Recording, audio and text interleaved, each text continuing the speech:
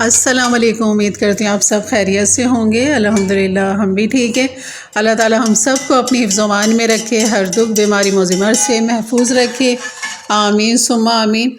और यहाँ में आज हमारी थी दही ख़त्म हो चुकी थी और ये नीम गर्म दूध है जिसमें मैंने 1 टीस्पून ये फ्रोज़न हुई दही थी जिसको मैंने थोड़ा सा डिफ्रोज़ किया और उसके बाद फिर मैंने दूध में डाल के अब इसको जो है मैं एक गर्म कपड़े के अंदर, जो कि ये रोटी का ही कपड़ा है लेकिन मैंने इसको दही का कपड़ा बना लिया है। तो इस तरह मैं डायरेक्ट देगची में ही दूध को उबाल लेती हूँ और इसको नीम गर्म करके इस तरह दही जमा लेती हूँ। और यहाँ मैंने आज निकाली हुई चने की दाल आधा किलो, क्योंकि आधा किलो ही गोश्त लिया है तो मैं हमेशा शामी कबाब के लिए बराबर से लेती हूँ। और अगर आप ज़्यादा गोश्त पसंद है तो आप 3 पाव यहाँ ले सकते हैं। यहाँ मैंने आधा किलो ले लिया था और कढ़ाई में मैंने ये डाल दिया है पानी पे गर्म होने के लिए। तो आप डायरेक्ट भी डाल सकते हैं, मैंने पहले से रख दिया था ताकि वो खूब अच्छा सा गर्म हो जाए। और गोश्त डाल दें, उसमें आप गोश्त डाल दें, पानी डाल दें और ये सारा गरम मसाला है जिसमें 2 बड़ी इलायची हैं, दालचीनी के 2-3 टुकड़े हैं, काली मिर्च 1 टीस्पून है, सफ़ेद ज़ीरा 1 टेबल स्पून और जो लौंग है तकरीबन 6 से 7 अदद है इसके अंदर। और यहाँ पर जो जाएगा तेज़ पत्ता जाएगा जिसके मैंने छोटे छोटे टुकड़े कर लिए थे ताकि ये पीसने में आसानी हो जाए। और इसको यहाँ पर हमने जो है यहाँ पर साबुत लाल मिर्च डाल दिए तकरीबन 7 से 8 अदद। लहसुन की कलियाँ ले ली थी मैंने 15 से 20 अदद। अदरक के टुकड़े ले लिए थे तकरीबन 2 टेबल स्पून, कह लें मोटे मोटे से काट लिए थे। हरी मिर्च मैंने छोटी वाली हरी मिर्च ले ली थी 7 से 8 अदद और ये बड़ी हरी मिर्च ये हम बाद में डालेंगे। और यहाँ पे डाल दिया साबुत धनिया 1 टेबल स्पून भर के, नमक भी मैंने 1 टेबल स्पून डाल दिया था। और इन सबको डाल के यहाँ इसको कर दूँगी मिक्स। यहाँ मैंने प्याज नहीं डाली, इसलिए नहीं डाली क्योंकि प्याज से भी थोड़ा सा सॉफ्ट हो जाते हैं। और मैंने यहाँ डालने अंडे डाल के मैंने कबाब बनाने हैं। और वहाँ मैंने गोश्त चढ़ा दिया था और यहाँ पर जो दाल है इसको मैं धो के इसको भिगो के रख दूँगी तब तक जब तक गोश्त हमारा गलता है। तो यहाँ एक छोटी सी ट्रिक है जो आपको बतानी थी कि अगर आपने अंडे डाल के कबाब बना के रखने ताकि आप कबाब निकालें और फ़ौरन फ्राई कर लें, तो उसका यही मैं तरीका हमेशा इस्तेमाल करती हूँ। पहले गोश्त को गला लेते हैं और गलाने के बाद फिर इसके अंदर दाल जो है वो डाल देते हैं। दाल को हमने तब तक भिगो के रखा हुआ है जब तक कि गोश्त गल रहा था। और दाल भी खूब अच्छी सी डबल हो चुकी है, देखें फूल के ये डबल हो चुकी है। तो दाल का जो सारा पानी वो हम निकाल देंगे क्योंकि गोश्त की जो यखनी है जो इसके अंदर पानी है वो अभी काफ़ी है, तो दाल के लिए ये काफ़ी होगा इसमें पानी। तो ये सारा मैं छान के जो दाल है वो इसके अंदर डाल दूँगी। और अगर आप डालना चाहते हैं एक छोटी सी प्याज इसमें काट के डाल सकते हैं, उस टाइम जब हमने गोश्त के साथ सारे मसाले डाले थे। और यहाँ पर दाल जो है मैं सारी डाल दूँगी। दाल आप देख रहे होंगे, पानी आप देख रहे होंगे कि इसमें पानी इतना नहीं है कि दाल के ऊपर तैर रहा हो। और दाल जो है वो बिल्कुल पानी के बिल्कुल बैलेंस पे बराबर से आ चुका है, क्योंकि इसका जो हम इसको मैं ढक दूंगी तो इसको उबाल आने के बाद इसको मैं दम पे लगा दूंगी। और दम पे लगाने से ये इतने पानी में बेहतरीन दाल गल जाएगी, खड़ी खड़ी भी रहेगी, साबुत भी रहेगी और गल भी जाएगी। तो ये थी ट्रिक इसकी, क्योंकि मैंने इसके अंदर 3 अंडे डालने हैं जिससे ये दाल जो है और गोश्त जो है ये देखें दाल बिल्कुल गल चुकी है बेहतरीन। और दाल भी खड़ी खड़ी से बिल्कुल मैश नहीं हुई, हलवा नहीं हुई, ये देख रहे हैं बिल्कुल ठंडा हो चुका है। गोश्त भी हलवा हो चुका है बिल्कुल और दाल भी अपनी जगह मतलब महफूज है। और ये देखें बिल्कुल इस तरह हमें चाहिए। अगर अब ये दाल बिल्कुल हलवा हो जाती और पानी और गोश्त के साथ हम चढ़ा देते तो इसमें अंडे डालना फिर मुश्किल हो जाता है। तो अब इसको हम बारीक पीस लेंगे, चॉपर में पीस लें, सिल पे पीस लें।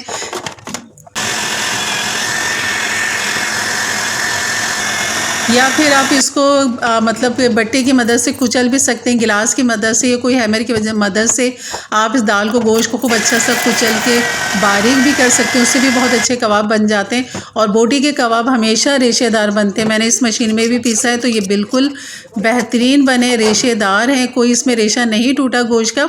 और ये जब मैं सारा निकालने के बाद इसको मैंने चखा तो इसमें नमक मिर्च थोड़ी सी कम थी। तो यहाँ पर मैं मज़ीद इसके अंदर कुटी हुई मिर्च डाल दूँगी जो कि कबाब के साथ जब ये फ्राई होती है तो बहुत अच्छा लुक आता है और इससे जो है जायका भी बहुत अच्छा हो जाता है और देखने में भी कबाब अच्छे लगते हैं। तो कुटी हुई मिर्च लाजमी आप डालें। और यहाँ मैंने 1 टेबल स्पून भर की कुटी हुई मिर्च डाल दी थी। नमक डाल दिया ½ टीस्पून जो कि मुझे कम लग रहा था। तो नमक मिर्च जो है आप यहाँ पर इस टाइम डाल सकते हैं क्योंकि हमने यहाँ पर हरी मिर्च भी डालनी। मैं मोटी वाली हरी मिर्च लूँगी जिसमें जायका होता है। और यहाँ पर मिक्स करते हुए अगर साबुत गरम मसाला आपके हाथ से टकराए तो वो भी आप निकाल दें, जो पिस गया वो ठीक है, जो रह गया उसे निकाल दें। यहाँ पे जो हरा मसाला जाएगा यहाँ पे ले लिया पुदीना आधी गड्डी, प्याज मैंने 3 दरमियाने साइज़ के लिए जिनको मोटा मैंने काट लिया था, और हरे धनिए की मैंने पूरी गड्डी ले ली थी हरे धनिए की, ये भी मैंने धो के इसको काट लिया था। और बस इसको हम बारीक काट लेंगे। ये इस तरह मैंने चॉपर में घुमा दिया था इसे, तो ये इस तरह बारीक हो गई। और इसको खूब अच्छा सा कबाब के साथ मिक्स करेंगे। जैसे जैसे हमारा कबाब का मसाला ठंडा हो रहा है तो ये ड्राई हो रहा है, यानी कि सख्त हो रहा है, तो यही हमें कंडीशन चाहिए अंडे मिलाने के लिए। तो यहाँ मैंने 2 अंडे डाल दिए, तो उसे मिक्स किया, फिर इसकी कंडीशन देखी, फिर 1 अंडा और डाल दिया। और हमेशा मैंने यही तरीका इस्तेमाल किया कि आधा किलो चने की दाल, आधा किलो गोश्त के साथ हमेशा 3 अंडे जाते हैं और बेहतरीन कबाब बनते हैं, ना टूटते हैं ना बिखरते, जो कि आप आगे देखेंगे। तो ये मैं अब उठा के रख दूँगी फ्रिज में ताकि थोड़ा सा और हार्ड हो जाए। तो जब तक हमारे कबाब फ्रिज में ठंडे हो रहे हैं, मतलब अभी मैंने कबाब नहीं बनाए, सिर्फ रख दिए है मैंने बॉल को उठा के। और फिर मैं सोच रही थी कि चलो अब रोटी डाल लेती हूँ, क्योंकि मुझे कोई मूड नहीं था मेरा भी दाल बनाने का, वरना कबाब के साथ हमेशा मैं माश की दाल बनाती हूँ कटे मसाले वाली। और बस अभी बिल्कुल नहीं दिल करा, क्योंकि थकन सी लग रही थी, क्योंकि काफ़ी फैलावा हो जाता है कबाब बनाने में। वीडियो में तो ये शॉर्टकट हो जाता है, लेकिन जब बनते हैं तो काफ़ी फैलावा होता है, फिर समेटना भी होता है, धोना धुलाना भी, जैसे कि आगे आपको दिखाऊंगी कि कितना फैलावा हुआ था किचन में। तो मैंने इसलिए सोचा बस रोटी डाल लेते हैं। चटनी भी बनी हुई रखी है, दही भी है और सलाद भी हो जाएगा, तो खीरा भी रखा हुआ है, तो बस बेहतरीन है। और इस तरह मैंने ये 3 रोटियां डालनी थी, 2 मिर्ज़ा की, 1 अपनी। और ये डालने के बाद बस फिर ये हो गया था बेहतरीन, काम मेरा आसान। तो यही होता है कि जब घर में काम करने के लिए बस सिर्फ आप ही अकेले मौजूद हो, तो आपको सब देखना पड़ता है, सोचना पड़ता है, और पता होता है कि आपने ही करना है, तो फिर उसी हिसाब से फिर काम करें। और ये है बेहतरीन हमारी रोटी, क्रिस्पी क्रंची रोटी हमारी, देखने किस तरह फूल रही है, बन रही है। तो ये हो गई थी तैयार। उसके बाद फिर बस मैंने रखा फ्राई पैन, कबाब भी निकाले बाहर, और यहाँ डाल दिया मैंने घी तेल इसके अंदर। जैसे कि हमेशा मैं आपको बताती हूँ, मैं मिक्स करके रखती हूँ, तो आप भी बिल्कुल इस तरह करें। सिर्फ ऑयल का इस्तेमाल ना करें, घी का भी इस्तेमाल करें, क्योंकि आपकी सेहत के लिए, आपके बच्चों की सेहत के लिए बहुत अच्छा है। तो इसीलिए मैं दोनों को ही मिक्स करके रख लेती हूँ, घी और तेल दोनों को मिक्स करती हूँ। इसी से मीठे नमकीन खाने, सारे खाने में इसी से ही बनाती हूँ। और ये देख रहे हैं आप, बस शामी कबाब दरमियाने साइज़ का बना लें, जिस तरह आपको पसंद है, छोटे बड़े जिस तरह। तो ये बिल्कुल बैलेंस में मैंने बनाए, दरमियाने साइज़ के हैं। तो थोड़ी सी वीडियो दूर पड़ रही थी, तो सोचा ये करीब कर लूँ ताकि आपको खूब अच्छा सा नज़र आए यहाँ पर। तो यहाँ आप देख रहे हैं कि कबाब मैंने डाल दें, डायरेक्ट मैंने बस बनाया और डायरेक्ट डाल दिए। तो आप यहाँ अंडों का कमाल देखेंगे कि उससे ये होता है कि बिल्कुल ये बिखरते नहीं है, टूटते नहीं है, और बिल्कुल क्रंची क्रिस्पी बनते हैं ये। और ये एक आसान हो जाता है कि आप अंडा फेंटें, फिर निकालें, फिर डालें, फिर बनाएं इस तरह।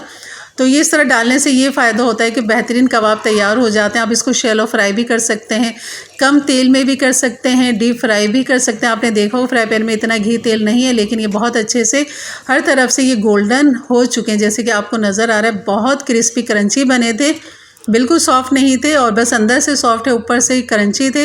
तो ये थी हमारी प्लेट, जो कि सज चुकी है। यकीनन आपको ज़रूर अच्छी लगी होगी। मेरे चैनल पे नए हैं तो ज़रूर सब्सक्राइब कर दीजिए, और एक अच्छा सा लाइक कर दीजिए अच्छे से कमेंट्स के साथ। तो चलिए मैं आपको कबाब तोड़ के दिखाती हूँ कि अंदर से कितना ही सॉफ्ट नरम है। और ये देखें, इसमें से जो निकल आई है वो डंडी निकल आई है इसकी हरे धनिए की। तो इसको हम कर देंगे एक तरफ, और यहाँ पर ये देखें, आप लुक देखें माशाल्लाह, उसके रेशे आपको नज़र आ रहे होंगे। बोटियों के जो रेशे हैं, कभी भी कीमे से ना बनाए, छोटी छोटी बोटियाँ कर लें। बल्कि मेरी, जबकि मैंने जो डाली थी वो थोड़ी सी बड़ी थी बोटियाँ, लेकिन देखें कितने बेहतरीन बन गए। और इस तरह मेरे अंदाज से, मेरे तरीके से बनाए, यकीन करें आपके घर में भी इसी तरह क्रंची क्रिस्पी कबाब बनेंगे। बहुत लजीज बनते हैं, बहुत मज़े के बनते हैं। ये फ्रोज़न भी हो जाते हैं, जैसे कि मैंने हमेशा आपको फ्रोज़न बताया। और ये मैंने खा चुकी हूँ, और चलिए दिखाती हूँ आपको फैलावा, ये देखें ज़रा। तो यहाँ हम खाना खा चुके थे, और ये ट्रे रखी हुई खाने की हमारी।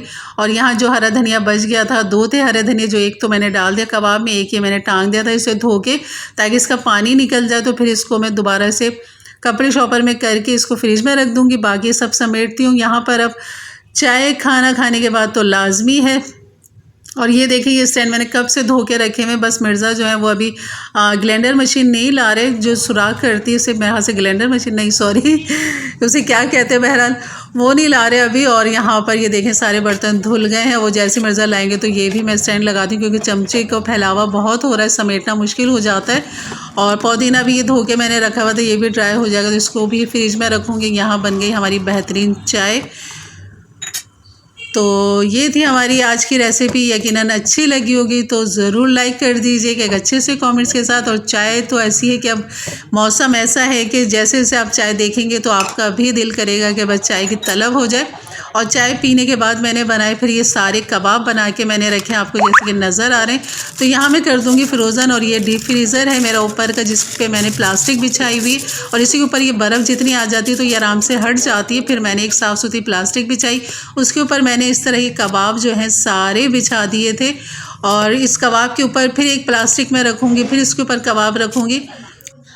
तो इस तरह ये सारी तरतीब से जो है मैं इन कबाबों को रख दूँगी। और सुबह फिर मैं आपको दही दिखाऊँगी और अपने ये फ्रोज़न हुए हुए कबाब हैं इनको मैं निकाल के आपको दिखाती हूँ कि मैं फिर किस तरह इनको सेव करती हूँ।